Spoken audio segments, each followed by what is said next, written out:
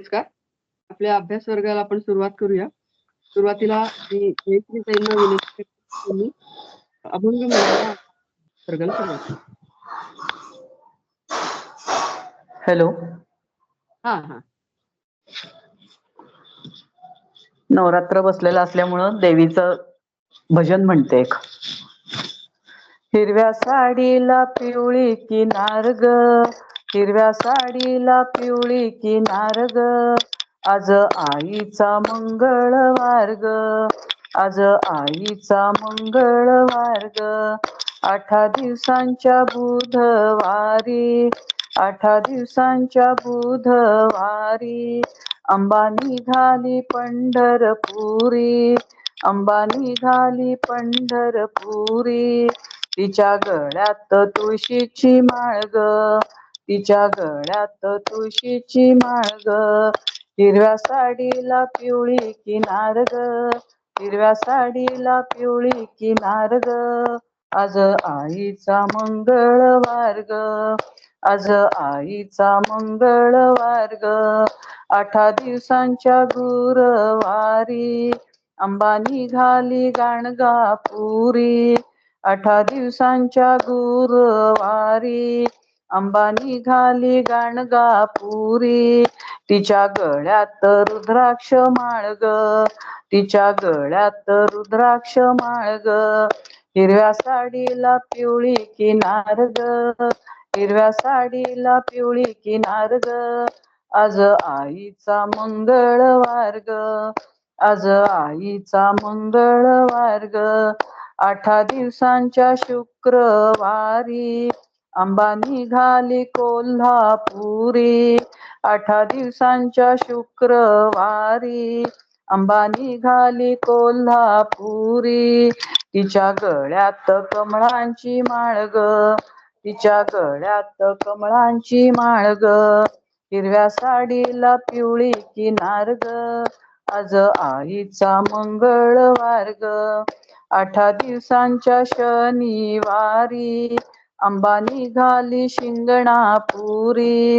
8 दिवसांच्या शनिवारी, अंबा निघाली शिंगणापुरी, तिच्या गळ्यात रुईची माळ ग, तिच्या गळ्यात रुईची माळ ग, हिरव्या साडीला पिवळी किनार ग, आज आईचा मंगळवार ग, 8 दिवसांच्या रविवारी, अंबा निघाली गडजेजुरी, 8 दिवसांच्या 8 दिवसांच्या शनिवारी, अंबा निघाली शिंगणापुरी, 8 दिवसांच्या शनिवारी, अंबा निघाली शिंगणापुरी, तिच्या गळ्यात रुईची माळ ग, तिच्या गळ्यात रुईची माळ ग, हिरव्या साडीला पिवळी किनार ग, आज आईचा मंगळवार ग,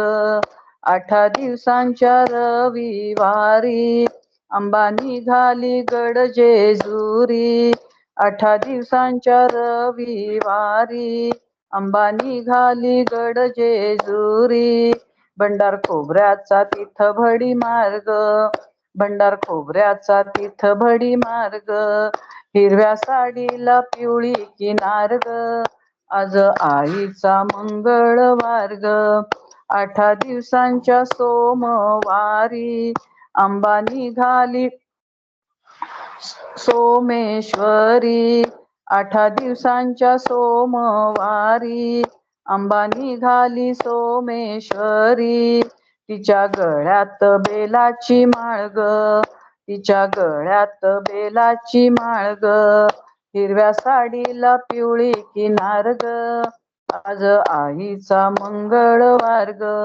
8 दिवसांच्या मंगळवारी, अंबा निघाली तुळजापुरी, 8 दिवसांच्या मंगळवारी, अंबा निघाली तुळजापुरी, तिच्या गळ्यात कवड्यांची माळ ग, तिच्या गळ्यात कवड्यांची माळ ग, हिरव्या साडीला पिवळी किनार ग, हिरव्या साडीला पिवळी किनार ग, आज आईचा मंगळवार ग, आज आईचा मंगळवार ग, आज आईचा मंगळवार ग. अंबा माता की जय. छान छान सुरुवात झाली. सध्या नवरात्रही आहे आणि सगळेजण देवीच्या उपासनेमध्ये मग्न झालेले आहेत. तर मी आता तावरे मॅडमना विनंती करते की त्यांनी आपल्या अभ्यास वर्गाला सुरुवात करावी. नमस्कार. नमस्कार. ब्रह्मानंदं परमसुखदं केवलं ज्ञानमूर्तिं द्वन्द्वातीतं गगनसदृशं तत्त्वमस्यादिलक्ष्यम् एकं नित्यं विमलमचलं सर्वधी साक्षिभूतं भावातीतं त्रिगुणरहितं सद्गुरुं तं नमामि. गुरुर्ब्रह्मा गुरुर्विष्णू गुरुर्देवो महेश्वरा गुरु साक्षात परब्रह्म तस्मै श्री गुरवे नमः. 15वा अध्यायातले आपण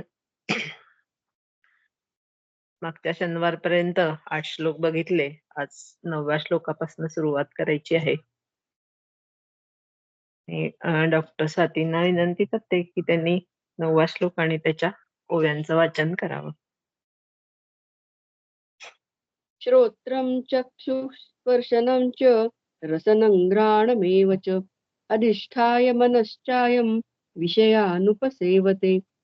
मग येथ अथवा स्वर्गी जेथ जे देह आपंगी तेथ तैसेची पुढती पांगी मनाधिक जैसा मालवलिया दिवा प्रभेसी जाय पांडवा मग उजळीजे तेथ तेधवा तैसाची फाके परी ऐसैसिया रहाटी अविवेकियांची दिठी येतुलेही किरीटी गमेची गा. जे आत्मा देहा आला आणि विषयो येणेची भोगिला अथवा देहोनी गेला हे साचची मानी. एरवी येणे आणि जाणे का करणे आणि भोगणे हे प्रकृतीचे तेणे मानियेले. छान. तर 9व्या श्लोकाला सुरुवात करायच्या आधी थोडस आपल्याला आधी 2 श्लोकांचं थोडस पार्श्वभूमी बघायला लागेल. या अध्यायात 7व्या श्लोकापासून ते 10व्या श्लोकापर्यंत जीवात्मा आणि परमात्मा या दोघांचं वर्णन आलेलं आहे. भगवंत असं सांगत आहेत की ममैवांशो जीवलोके, म्हणजे जे बद्ध जीव आहेत ते सर्व माझे अंश आहेत आणि त्यांच्यामधील माझा जो अंश आहे तो जीवाने ज्या प्रकृतीच्या उपाधीचा आश्रय घेतला आहे त्या ठिकाणी पंचज्ञानेंद्रिय आणि मन यांना आपल्या बाजूला ओढून घेतो. भगवंत आपल्या अंशाचा विस्तार अनेक रूपांमध्ये करतात. जसं की आपण बघतो अग्नी एकच आहे पण असंख्य ठिणग्या त्याच्यातून निर्माण होत असतात. तसंच भगवंत सुद्धा आपल्या मधून अनेक अंशांचा विस्तार करत असतात. मग ते आपल्याला अनेक अंश आपण वेगवेगळ्या रूपाने बघत असतो. कोणी त्याला विष्णू म्हणेल, कोणी राम म्हणेल, कोणी शिव म्हणेल, कुणी ब्रह्मा म्हणेल, पार्वती म्हणेल, रुक्मिणी म्हणेल. म्हणजे असे वेगवेगळे अंश आपल्याला त्याच्यातून दिसत असतात. आणि त्यातली जी प्रमुख तत्व असतात, भगवंतांनी जे अंश विस्तार केलेला आहे त्याच्यातली जी प्रमुख तत्व आहेत त्यांना विष्णू तत्व म्हणतात. आणि बाकीची जी उरलेली तत्व आहेत ती गौण रूपात असतात, त्यांना जीवतत्व म्हणतात. त्याच्यातील जी प्रधान तत्व आहेत ती सर्व नित्य असतात आणि जीव हे सुद्धा भगवंतांचेच अंश असल्यामुळे भगवंतांचे गुणही त्यांच्यात अंश रूपाने अस्तित्वात असतात. आता बद्ध जीवांमध्ये काय असतं तर सत्व, रज, तम या त्रिगुणांचं कमी अधिक आपल्याला आधिक्य दिसतं. आणि त्या गुणांच्या कमी अधिक प्रमाणांमुळे त्या बद्ध जीवांना भगवंताचं विस्मरण होतं. आणि त्याचा परिणाम म्हणून ते स्वतःचं अस्तित्व राखायला प्रयत्न करतात. आणि ते स्वतःचं अस्तित्व राखण्यासाठी त्यांना संघर्ष सुद्धा करायला लागतो. मागे 8व्या अध्यायात आपण असं पाहिलं आहे, की मन विचलित न होऊ देता भगवंताच्या जर नित्य स्मरणात आपण राहिलो, भगवंताचं स्मरण जर नित्य आपल्या मनामध्ये राहिलं, तर आपल्याला शेवटी परमगतीची प्राप्ती सहजपणे होऊ शकते. अंतकाळी भगवंत असं सांगतात, की अंतकाळी माझं स्मरण करीत ज्याने आपला देह त्याग केला, त्याला माझ्या प्रकृतीची प्राप्ती होते. पण त्यावेळेला आपली सर्व कर्मेही आपण त्याला अर्पण करायला लागतात. मन आणि बुद्धी हे सुद्धा परमेश्वराच्या ठिकाणी आपल्याला स्थिर करायला लागतात.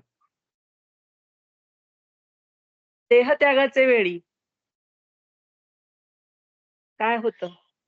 तर मनुष्याच्या मनात जे जे भाव उत्पन्न होतात, त्या भावाची प्राप्ती त्याला पुढच्या जन्मात होते.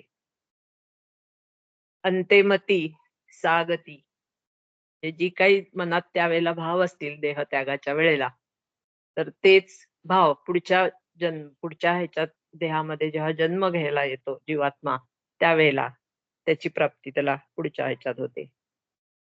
तेव्हा आपण एक भरत महाराजांचं उदाहरण बघितलं होतं, की मनामध्ये ते देहत्याग करताना हरणाचं चिंतन सतत ते करत होते.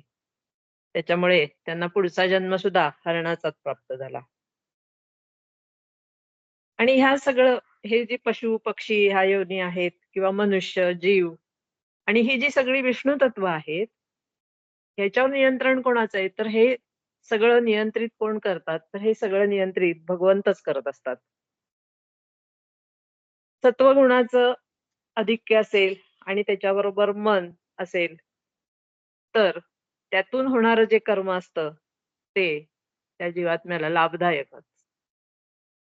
रजोगुण आणि मन हे जर एकत्र आलं, तर ते जे कर्म होईल, ते कसं होतं? तर ते कष्टप्रद होतं. आणि तमोगुण आणि मन हे जे एकत्र आले, तमोगुणाचं आधिक्य असेल आणि त्याच्याबरोबर मन असेल, तर त्या जीवात्म्याला शूद्र योनी प्राप्त होते. मग आता हा जीवात्मा एक शरीराचा त्याग करून बाहेर निघाला आणि ते आता तो दुसऱ्या शरीराचा शोध घेतोय. त्याचं वर्णन आपल्याला पुढे 8व्या श्लोकात आलंय. आणि जीवात्म्याच्या कोणत्या चुकीमुळं तो परमधामाला प्राप्त होऊ शकत नाही, हेच भगवंतांना आपल्याला इथं सांगायचं आहे. त्यासाठी जर आपल्याला परमगतीची प्राप्ती करून घ्यायची असेल, तर भगवंतांपासून विमुख होऊ नये. अविनाशी अशा परमात्मा प्राप्तीची इच्छा धरावी. आणि ज्या सांसारिक गोष्टी असतात, ज्या विनाशी आहेत, त्याच्यामध्ये जीवात्म्याने अडकून राहू नये. कारण जीवात्म्यालाही भगवंत आपलेच मानत असतात. मग आता हा जीवात्मा एक देह सोडून पुढच्या देहात प्रवेश करणार आहे. तेव्हा तो काय करतोय? तर 16 तत्व एका ठिकाणाहून दुसऱ्या ठिकाणी तो दुसऱ्या देहात म्हणजे एका देहाचा त्याग केलाय आणि दुसऱ्या देहात तो ही 16 तत्व घेऊन पुढे निघालाय. जसं मौलींनी त्याला फार छान सांगितलेलं आहे. आणि गीतेमध्ये पण त्याला फार छान उदाहरण दिलंय. कसं? तर पुष्पकोशातील पुष्प सोडून वायू फक्त गंध घेऊन जातो, त्याप्रमाणे जीवात्मा पहिल्या देहातील देहत्याग करताना पहिल्या देहातील काय घेऊन पुढे जातोय, तर संस्कारित स्मृतींचा वाटा उचलून अंतःकरणासहित, अंतःकरणामध्ये अंतःकरण चतुष्टय आपल्याला माहितीये, मन, बुद्धी, अहंकार हे सगळं घेऊन, आणि इंद्रिय, इंद्रियांमध्ये ज्ञानेंद्रिय, कर्मेंद्रिय हे सर्व घेऊन हा जीवात्मा एका देहातून दुसऱ्या देहात भ्रमण करत असतो. जीवात्मा फक्त गंधरूप सूक्ष्म शरीर, मन, अंतःकरण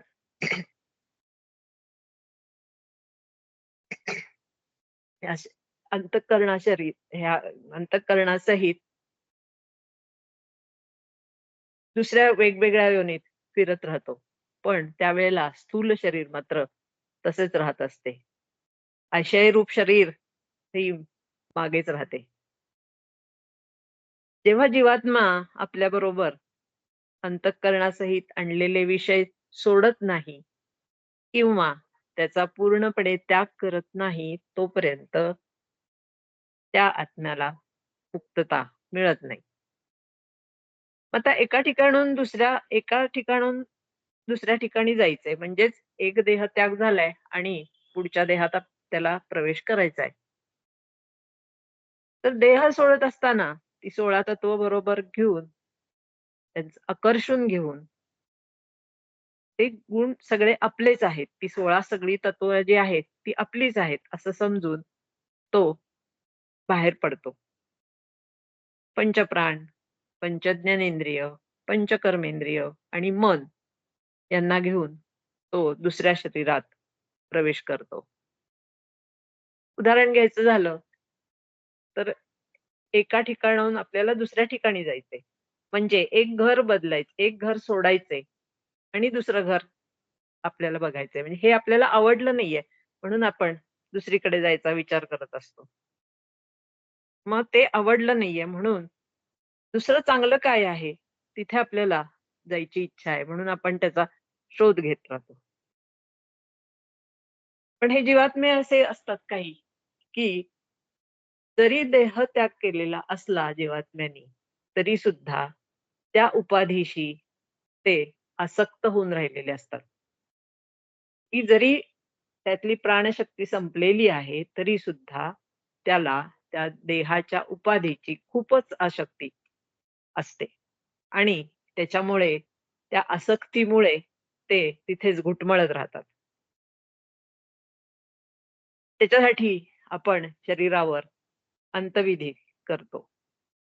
अंत्यविधी जरी केला, म्हणजे रक्षा जरी निर्माण झाली, तरी बरेच वेळेला त्या रक्षेमध्ये सुद्धा त्या जीवात्म्यांचा जीव अडकून राहिलेला असतो, आसक्त राहिलेला असतो. मग काय करायला लागतं? तर त्या रक्षेचं पण आपल्याला एखाद्या गंगेमध्ये विसर्जन करायला लागतं. आणि मग तो जीवात्मा तिथून दुसरीकडे पुढच्या प्रवासाला, म्हणजे दुसऱ्या देहात प्रवेश करण्यासाठी प्रवासाला लागतो. आणि जोपर्यंत ह्या अंत्यविधीच्या क्रिया किंवा रक्षा विसर्जन ह्या सगळ्या क्रिया पूर्ण जोपर्यंत होत नाहीत, तेव्हा आसक्त असलेला असा जीवात्मा त्या उपाधीशी, शरीररूपी उपाधीशी मात्र तोपर्यंत तादात्म्यात पावलेला असतो. आता हे सगळं अंत्यक्रिया झाल्या, रक्षा विसर्जन झालं, त्याच्यानंतर आता तो पुढच्या प्रवासाला निघाला.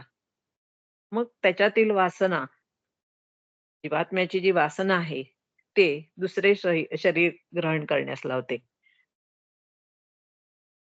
पहिले शरीर सोडलं आणि आता ही वासना जी आहे, ती त्याला दुसऱ्या शरीराकडे घेऊन चालली आहे. असं दुसरं शरीर त्याला मिळेस तोपर्यंत जो मधला काळ आहे, त्याला पितर म्हणतात किंवा इंग्रजीमध्ये त्याला इथर म्हणतात. मग आता ह्या सत्वगुणांनी जर युक्त असेल, तर ऊर्ध्व गतीला जातो. तमोगुणांनी युक्त असेल, तमोगुण जास्त असेल, तर तो पशुपक्षीच्या योनीत जाईल.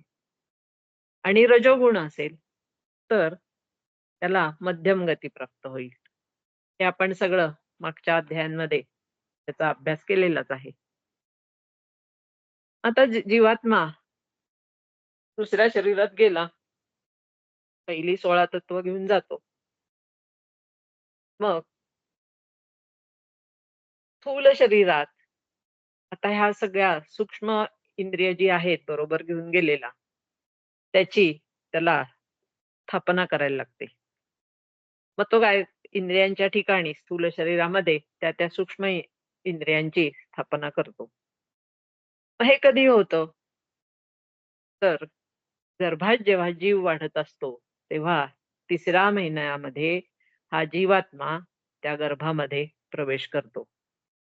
आणि मग त्या गर्भामध्ये ज्या ठिकाणी म्हणजे जसं आपण घरामध्ये आपण आपल्या ज्या काही वस्तू असतात, त्या ठराविक ठिकाणी आपल्याला ठेवायची सवय असते, की घरामधला स्वयंपाकघरात कट्टा आहे, त्याच्यावर गॅस ठेवणार. त्याच्या शेजारी आपल्याला लागणारी काय साहित्य असेल त्याच्यासाठी जागा ठेवणार. इकडे घरातले बाकीचे डबे-बिबे असतील ते ठेवायसाठी जागा करणार. इकडे फ्रिजच्या जागी फ्रिज ठेवणार. तसंच जसं आपण हे करतो, घरामध्ये अशी व्यवस्था सगळी करतो, की ज्या ठिकाणी ज्या जागा योग्य आहेत, त्या ठिकाणी त्या वस्तू ठेवायच्या. त्याचप्रमाणे हा जीवात्मा ह्या 3ऱ्या महिन्यामध्ये त्या गर्भामध्ये जेव्हा प्रवेश करतो, तेव्हा ही सूक्ष्म इंद्रिय सगळी त्या ठिकाणी बसवतो. म्हणजे काय करतो? तर डोळ्याची जी छिद्र आपल्याला दिसतायत, तिथे डोळे, कानाच्या ठिकाणी जे बाहेर इंद्रिय दिसतंय ते कान, नाकाच्या ठिकाणी नाक, रसनेच्या ठिकाणी रसना आणि सर्व शरीरभर त्वचा. या पंचमहाभूतांच्या सगळ्या या पंचतन्मात्रा आहेत, त्या योग्य ठिकाणी त्याच्या अधिष्ठानामध्ये इंद्रिय ही तो बसवतो, ही सूक्ष्म इंद्रिय. त्याच्यानंतर काय होतं, की आता हे सगळं बसलं. गर्भामध्ये हे सगळं जागच्या जागी त्यांनी बसवलं. मग तो गर्भ 9 महिने वाढतो आणि 9 महिने 9 दिवसानंतर हा पूर्ण वाढ झालेला गर्भ हा शरीरातून, उदरातून मातेच्या बाहेर पडतो. आताच्या युगामध्ये नवीन तंत्रज्ञानामुळे ह्या बऱ्याच गोष्टी आपल्याला अद्ययावत उपकरणामुळे उपलब्ध झालेल्या आहेत. म्हणजे कसं? तर पूर्वी ह्या गोष्टी कळत नव्हत्या, की डोळ्याच्या ठिकाणी डोळाच बसला आहे का नाही? कानाच्या ठिकाणी कानच आहे का नाही? हाताची बोटं आहेत का नाही? पायाची बोटं आहेत का नाही? जननेंद्रिय व्यवस्थित आहेत का नाही? हे सर्व आताच्या अद्ययावत उपकरणांनी आपल्याला माहिती पडतात. तर आता काय झालं असतंय, की पहिलं शरीर सोडलंय त्यांनी. मग त्या पहिल्या शरीरामध्ये त्याच्याकडे 2 गोष्टी होत्या. एक प्राणशक्ती होती आणि दुसरी इच्छाशक्ती होती. म्हणजे वासना होत्या. इच्छाशक्ती आणि प्राण. आता देहत्याग केव्हा झाला त्याचा? पहिल्या देहातनं त्याग केव्हा झाला त्याचा? जेव्हा ही प्राणशक्ती हळू कमी होत गेली. पण त्याच वेळेला ही इच्छाशक्ती जी असते, ती मात्र कायम राहते. त्याच्या मनात जे काही इच्छा राहिलेल्या असतात, त्या पूर्ण करण्यासाठी त्याला पुढच्या देहाचा, शरीराचा, उपाधीचा आश्रय घ्यायला लागत असतो. मग ही प्राणशक्ती कमी झाली. म्हणजे पूर्णपणे अजिबातच प्राणशक्ती शिल्लक नाहीये. पण इच्छाशक्ती मात्र आहे. मग आता हे नवीन गर्भ जन्माला आलेला आहे. गर्भाशयातून मातेच्या उदरातून तो बाहेर आलेला आहे. तर त्याच्यामध्ये परत काय होतं, इथे पूर्णपणे त्याला सगळी ही प्राणशक्ती आणि पहिली इच्छाशक्ती असं हे परत सगळं एकत्र त्याला मिळायला लागतं. आपण बघतो लहान मुलांच्या अंगात एनर्जी केवढी असते. जोरजोरात हात-पाय हलवत असतात, हे करत असतात, इकडे वळतात, तिकडे वळतात. सगळ्या ह्याची घाई असते, तोंड हलवत असतात. कळत काहीही नसतं. पण ही प्राणशक्ती जी मिळालेली आहे, त्याच्यामुळे ह्या सगळ्या त्यांच्या हालचालींना गती यायला लागते. आणि परत पूर्वीची ताकद म्हणजे जीवातनं आता पहिल्या देहातनं दुसऱ्या देहात आलाय, तर पूर्वीची जी ताकद होती ती त्याला आता परत मिळते. आणि इंद्रियांच्या मार्फत तो त्या विषयांचं सेवन करायला लागतो. पण इथं काय होतं, आता ह्याला उदाहरण घ्यायचं म्हणजे इच्छाशक्ती आणि प्राणशक्ती कमी होणं म्हणजे काय? तर असे आपण आता बघितलं कॅन्सर सारखे जीवघेणे आजार, करोना सारखे महामारीचे आजार, ह्याच्यामध्ये काय झालं? अचानक अगदी 27-28व्या वर्षी सुद्धा त्यांनी देहत्याग केला. त्यावेळेला काय झालेलं असतं, तर इच्छाशक्ती ही त्यांची अजून तशीच राहिलेली असते. अजून त्यांना जीवन जगायचं असतं. पण प्राणशक्ती ही क्षीण होत गेल्यामुळे तिथं देहत्याग मात्र होतो. मग आता नवीन ह्याच्यामध्ये काय होतं, तर ही इच्छाशक्ती जी आधीची राहिलेली आहे ती आणि ही नवीन मिळालेली प्राणशक्ती, हे सगळं एकत्र परत जुळून येतं. म्हणजे अगदी 100% आपण म्हणतो तसं, की पूर्णपणे सगळ्या क्रिया करण्याची शक्ती त्यांना प्राप्त होते. आणि इंद्रियांच्या मार्फत मग सगळ्या विषयांचं ते सेवन करायला लागतात. पण यावेळेला काय असतं, अनुभव असतो का काही? अनुभव शून्य. अनुभव आत्ता काहीही नसतो. कारण बुद्धीचा इथे अजून वापर सुरू झालेला नसतो. मन बुद्धी तर आलेली आहे बरोबर, पण त्याचा वापर काय करायचा हे अजून काही ठरलेलं नसतं.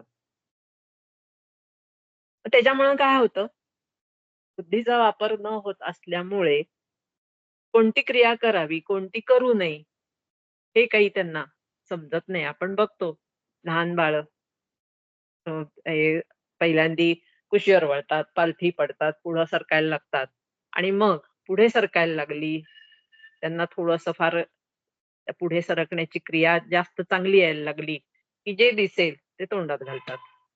आपण म्हणणार, "अरे, अरे, ते खाऊ नको. ते शिशी असतं, घाण असतं." म्हणजे अगदी चप्पल बूट सुद्धा त्यांच्या ह्याच्यातून सुटत नाहीत. का होतं बरं असं? तर त्यावेळेला ही इच्छाशक्ती होती. ते काहीतरी खायचं आहे, पण प्राणशक्ती ही तेवढीच मिळालेली आहे. त्याच्यामुळे ते भरभर फक्त तोंडात घालणं एवढं कळलं, पण ते घालू नये हे कळत नसतं. कारण बुद्धीचा वापर इथे होत नसतो.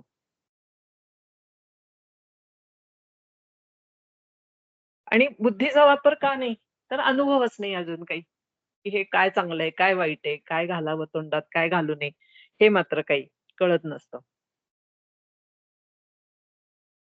आणि इथून पुढे त्यांच्या नवीन जीवनाची सुरुवात व्हायला लागते. ज्यावेळेला पहिला देहत्याग होतो आणि दुसरा आता देहात त्यांनी प्रवेश केलेला आहे, तेव्हा पहिल्या देहाचा मात्र त्या जीवात्म्याला पूर्णपणे विसर पडलेला असतो. मग आता 9व्या श्लोकात भगवंत असं म्हणतायत, की प्रत्येक मानवाला 5च ज्ञानसंवेदना आहेत. ज्ञानेंद्रियाच्या पंचतन्मात्रा म्हणजे ज्ञानेंद्रिय कुठली? तर श्रोत्र, चक्षु, स्पर्शन, रसन आणि घ्राण. श्रोत्र म्हणजे कान, चक्षु म्हणजे नेत्र, स्पर्शन म्हणजे ज्यामुळे स्पर्श कळतो अशी त्वचा, रसन म्हणजे जिव्हा आणि घ्राण शक्ती म्हणजे नाक, की ज्याने आपल्याला गंध घेता येतो. श्रोत्रम म्हणजे कानाने आपल्याला ऐकू यायला लागतं. चक्षुनी, नेत्रांनी आपण दृश्य समोरचं बघू शकतो. स्पर्शनम म्हणजे त्वचेनी आपल्याला थंड, गरम असे सगळे वेगवेगळे स्पर्श कळायला लागतात. तर ही स्थूल शरीरात जी दिसणारी इंद्रिय स्थानं म्हणजे जिथे आपल्याला स्थूल रूपाने हे डोळे, नाक, कान हे जे दिसतंय, तर ही प्रत्यक्ष इंद्रिय नव्हेत. इंद्रियांचं सूक्ष्म अधिष्ठान आत मेंदूमध्ये आहे. आणि त्वचेने स्पर्श जाणून घेणं, जिभेने रसास्वाद घेणं, हे जे विषय आहेत, त्या त्या इंद्रियांचे हे जे विषय आहेत ते त्यांची जी स्पंदन आहेत, म्हणजे आपण एखादी आता हे पेन आहे, हे वस्तू मी बघितली, तर पुढच्या वेळेला मी हे लक्षात ठेवणे, ह्याला पेन म्हणतात, ह्याचा रंग जांभळा आहे. मग ही जी स्पंदनं जी माझ्या मेंदूमध्ये जमा झालेली असतात, ती सर्व स्पंदनं म्हणजे ज्ञानेंद्रियाद्वारे जे काही आपण ग्रहण केलेलं आहे, त्या सगळ्या विषयांची स्पंदनं ही मनाच्या ठिकाणी एकत्रित आणून मग त्याचा परामर्श घेतला जातो. मग तेव्हा सांगितलं जातं, हां, हे पेन आहे, ह्याचा रंग जांभळा आहे. ह्याच्यामध्ये जी रिफिल आहे ती निळ्या रंगाने उठते. हे सगळं कसं झालं? तर आपण त्याचं प्रत्यक्ष डोळ्यांनी बघितलं. आपल्याला ज्यांनी सांगितलं ते आपण कानाने ऐकलं आणि प्रत्यक्ष ते उठवून बघितलं. त्याच्यामुळे आपल्याला त्याचा रंग आपल्याला कळला. डोळ्यांनी आपण बघितलं त्याचा रंग. आपल्याला सांगितलं कोणीतरी ह्याला जांभळा रंग म्हणतात. म्हणून आपण म्हणणार, की हां, ठीक आहे, हे जांभळ्या रंगाचं पेन आहे. मग असं आपल्या मनाच्या ठिकाणी ही स्पंदनं आपली सगळी एकत्र होतात आणि ती स्पंदनं एकत्र झाल्यावर मनाच्या द्वारे त्याचा आपण परामर्श घेतो किंवा तो विषय ग्रहण केला जातो. आत्मा म्हणजे काय? तर ज्ञानशक्ती किंवा जाणीव शक्ती आणि हा आत्मा हा उपाधीहून भिन्न आहे आणि त्या आत्म्याच्या चेतनेशिवाय किंवा आत्मप्रकाश ज्याला म्हणतो किंवा आत्मज्ञान, आत्मप्रकाश त्याच्याशिवाय शरीर किंवा इंद्रिये ही कार्यरत होत नाहीत. अधिष्ठाय मनष्टाय विषयानुपसेवते. जीवात्म्याने काय केले? पंच ज्ञानेंद्रिये, प्राण, मन, बुद्धी ह्याच्यात उल्लेख जरी नसला तरी ह्याच्या बरोबर पंचकर्मेंद्रिये ही नवीन देहात ह्या जीवात्म्याने हे सर्व घेऊन प्रवेश केला आहे. हळूहळू नंतर त्या प्रत्येक इंद्रियाच्या माध्यमातून त्यांनी अनुभव घ्यायला सुरुवात केली आहे. जे पहिला आता जन्म झाला, नवजात बालक. नंतर थोडंसं वय वाढलं, मग बाल्यावस्था आली, मग तारुण्यावस्था आली, मग म्हातारपण आलं, वृद्धावस्था आली. मग ह्याच्यामध्ये काय होत राहतं, ह्या परिवर्तनामध्ये जसं-जसं वय वाढत असेल, तसं-तसं प्रत्येक अनुभवामध्ये ही भर पडत राहते. नवीन-नवीन विषय ग्रहण केले जातात आणि त्याच्यामुळे अनुभव हे वाढत जातात.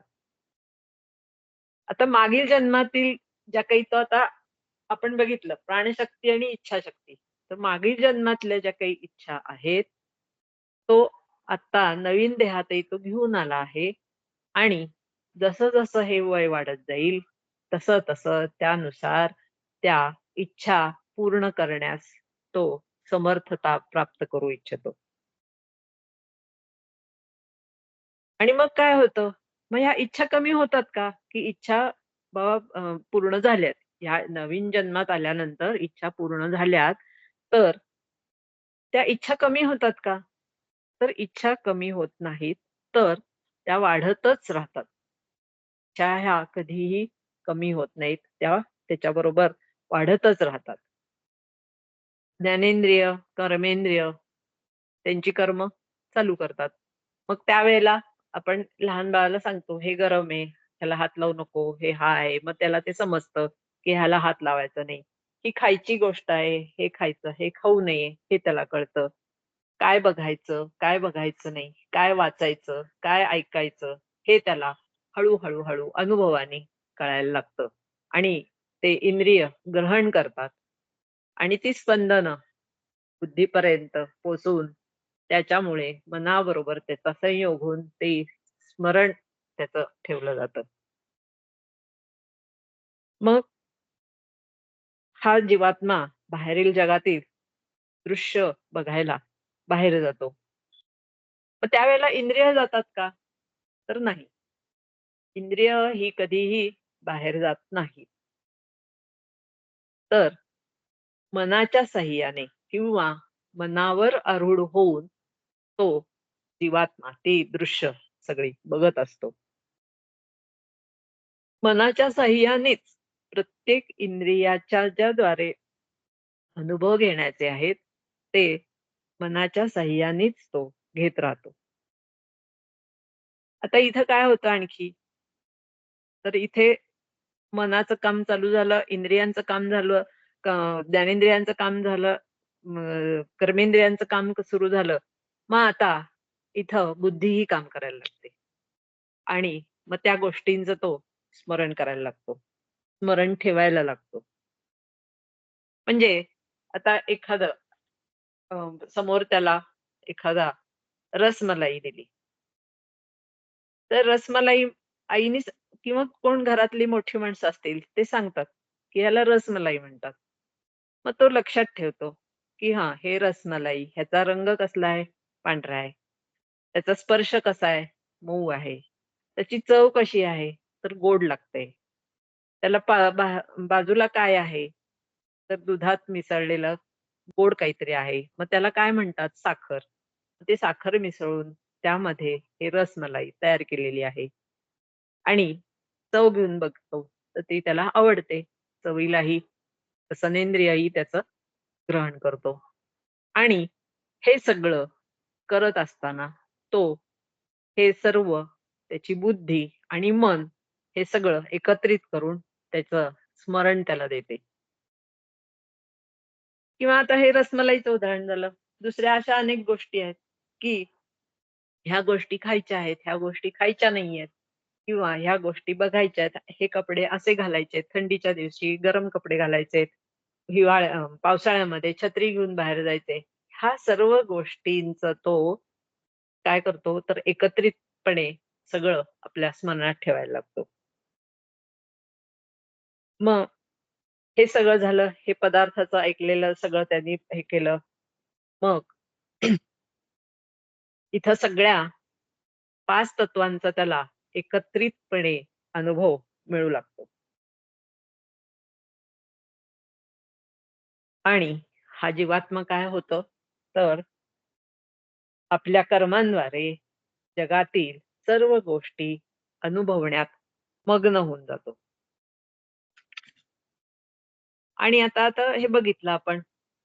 पहिला मृत्यू झाला, देहत्याग झाला, परत जन्म झाला आणि आता वार्धक्याकडे गेला, की परत मृत्यू.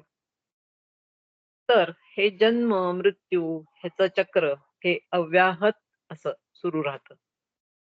पहिला जे आपण देहत्याग त्या जीवात्म्याने जो केलेला आहे, तर ते जर 70-80 वर्षाचं असेल, तर प्रथम भरपूर असलेली प्राणशक्ती ही उत्तरोत्तर त्याच्यातली कमी होत गेलेली असते. प्राणशक्ती जेव्हा भरपूर होती, त्यावेळेला सगळा आपला प्रपंच, संसार, आपली सगळी कर्म ही तो व्यवस्थितपणे करत असतो. पण ती सगळी हळू कमी होत गेली, की ज्यावेळेला ती कमी होते, त्यावेळेला तो पुढच्या शरीरात प्रवेश करतो. आणि हे जन्म-मृत्यूचे हे हे चक्र जे आहे, हे सतत चालू राहते. जन्माला येताना प्रत्येक जीव ठराविक श्वास घेऊनच जन्माला आलेला असतो. त्याचे प्रमाण कमी झाले किंवा श्वास थांबले म्हणतो आपण, त्यावेळेला देह सोडावाच लागतो. अशा वेळेला मात्र इच्छा ह्या तशाच राहतात. हे सर्व जीवात्माच भोगत असतो. म्हणजेच त्या जीवात्म्यातील अहम भोगत असतो आणि अहम हा कोणाचा आहे? तर तो भगवंतांचा आहे. तात्पर्य काय? तर जीवाने आत्म्याच्या चेतन गुणाने युक्त होऊन योग्य अशा भावनांचा अंगीकार केला, तर त्याचे जीवन विशुद्ध बनते. पण तीच जीवात्म्याची जर मनोवृत्ती इतर भौतिक गुणांनी जर युक्त असेल, तर जन्म-मृत्यूच्या फेऱ्यातून त्याची लवकर सुटका होत नाही. परत पुढचा जन्म ज्यावेळेला घेईल, जशी मनोवृत्ती मृत्यूच्या वेळेला असेल तसाच त्याला देह प्राप्त होतो. पण त्यावेळेला सुद्धा मनुष्याचाच देह प्राप्त होईल असे नाही, तर 84 लक्ष योनीतला कुठलीही योनी त्याला प्राप्त होऊ शकते. तर माऊलींचे भगवंत काय म्हणतायत ते बघूयात. मग इहलोकी अथवा स्वर्गात तो जीव जेथे ज्या देहाचा आश्रय करतो तेथे त्या देहात मनादिकांचा पुन्हा तसाच विस्तार करतो. अर्जुना, जसा दिवा मालविला असता तो प्रभेसह जातो, मग तो लाविला असता त्यावेळेला लावलेल्या ठिकाणी तो परत पूर्वीप्रमाणेच प्रकाशतो. परंतु अर्जुना, अशा या व्यवहारामध्ये अविचारी लोकांच्या दृष्टीला एवढे हे वाटतेच की आत्मा देहाला आला म्हणजे आत्मा जन्माला आला आणि आत्म्यानेच विषय भोगला, अथवा आत्मा देहातून गेला, हे सर्व तो खरेच मानतो. तसं पाहिलं तर आत्मा, आपण काय बघितलंय, आत्मा हा अविनाशी आहे, पण हे काही त्या लोकांना पटत नाही. सहज विचार करून पाहिले तर जन्माला येणे व मरणे अथवा कर्म करणे आणि कर्माचं फळ जे सुख असेल किंवा दुःख असेल, हे धर्म देहाचे असताना तो अविचारी मनुष्य ते आत्म्याचेच धर्म आहेत असे मानतो. आज आता आपण इथेच थांबूयात. नमस्कार.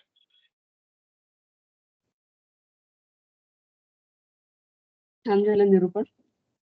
धन्यवाद. जीवात्मा देह सोडल्यानंतर दुसऱ्या शरीरामध्ये गेल्यानंतर कसे कसे बदल होतात आणि काय पद्धतीनं प्रवास आहे हे खूप छान सांगितलं.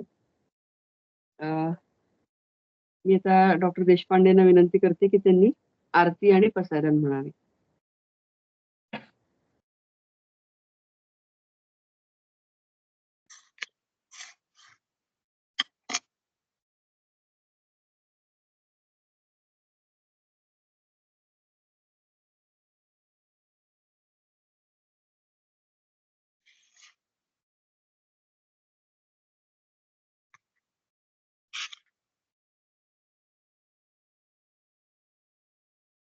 आहेत का, जॉईन झाले? हा, एकच मिनिट म्हणते. जय भगवद्गीते, जय भगवद्गीते, हरिः कमल विहारिणी, हरिः कमल विहारिणी, सुंदर सुपुनीते. जय भगवद्गीते, कर्म सुमर्म प्रकाशिनी, कामासक्ति हरा, कामासक्ति हरा, तत्वज्ञान विकाशिनी, तत्वज्ञान विकाशिनी, विद्या ब्रह्म परा. जय भगवद्गीते, निश्चल भक्ति विधायिनी, निर्मल मलहारी, निर्मल मलहारी, शरण रहस्य प्रदायिनी, शरण रहस्य प्रदायिनी, सब विधि सुखकारी. जय भगवद्गीते, राग द्वेष विदारिणी, कारिणी मोद सदा, कारिणी मोद सदा, भव भयहारिणी तारिणी, भव भयहारिणी तारिणी, परमानंद प्रदा. जय भगवद्गीते, आसुर भाव विनाशिनी, नाशिनी तमरजनी, नाशिनी तमरजनी, दैवी सद्गुणदायिनी, दैवी सद्गुणदायिनी, हरिरसिका सजनी. जय भगवद्गीते, समता त्याग सिखावनी, हरिमुख की बानी, हरिमुख की बानी, सकल शास्त्र की स्वामिनी, सकल शास्त्र की स्वामिनी, श्रुतियों की रानी। जय भगवद गीते, दया सुधा बरसावनी, मातु कृपा की जय, मातु कृपा की जय। हरिपद प्रेम दान कर, हरिपद प्रेम दान कर, अपनों कर लीजय। जय भगवद गीते, जय भगवद गीते, जय भगवद गीते। हरिः कमल विहारिणि, हरिः कमल विहारिणि, सुंदर सुपुनीते। जय भगवद गीते, जय भगवद गीते, जय भगवद गीते। छान. कसं आहे दादा?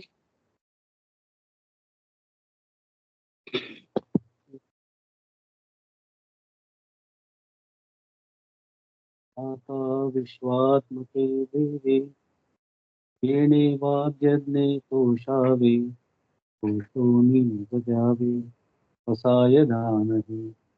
शेखळांची व्यंकटी सांडो, तया सत्कर्मी रती वाढो, होता परस्परे पडो, मैत्र जीवांचे. दुरितांचे तिमिर जावो, विश्वस्वधर्म सूर्ये पाहो, जो जेवानशील तो तेला हो, प्राणी जात वर्जत सकळ मंगळी, ईश्वर निष्ठांची मांदियाळी, अनवरत भूमंडळी पेट तू भूता. चला कल्पतरूंचे आरव, चेतना चिंतामणींचे गाव, बोलते जे अर्णव पियुषांचे. चंद्रमेचे अलांछन, मार्तंडचे तापहीन, ते सर्वाही सदा सज्जन, सोय रे हो तू.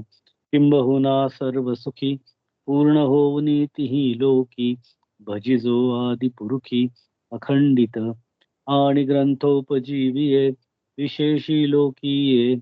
दृष्टादृष्ट विजये होवा बीजी, येथ म्हणे श्री विश्वेश्वराओ, हा होईल दान पसाओ. येणे बरे ज्ञानदेवो, सुखिया झाला, येणे बरे ज्ञानदेवो, सुखिया झाला, येणे बरे ज्ञानदेवो, सुखिया झाला.